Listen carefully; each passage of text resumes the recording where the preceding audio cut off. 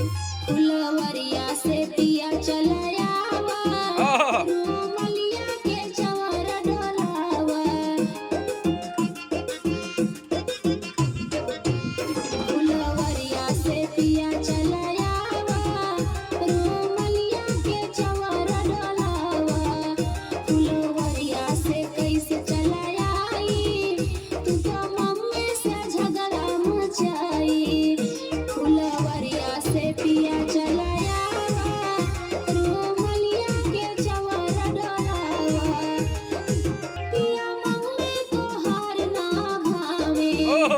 तो झगड़त बखरिया में आवे काहे के का बात बा?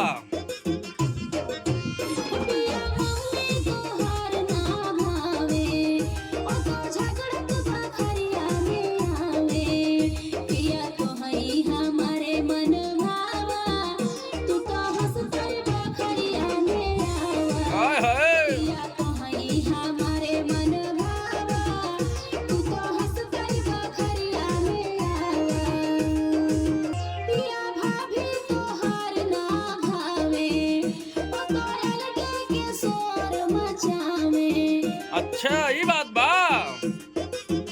पिया भाभी तोहार ना भावे तो अलगे के शोर मचावे पिया तोहई हमारे मन भावा तू तो हंस कर बखरिया में आवा पिया तोहई हमारे मन भावा तू तो हंस कर बखरिया में आवा पिया दीदी तोहार ना भावे तो ससुर के शोर मचावे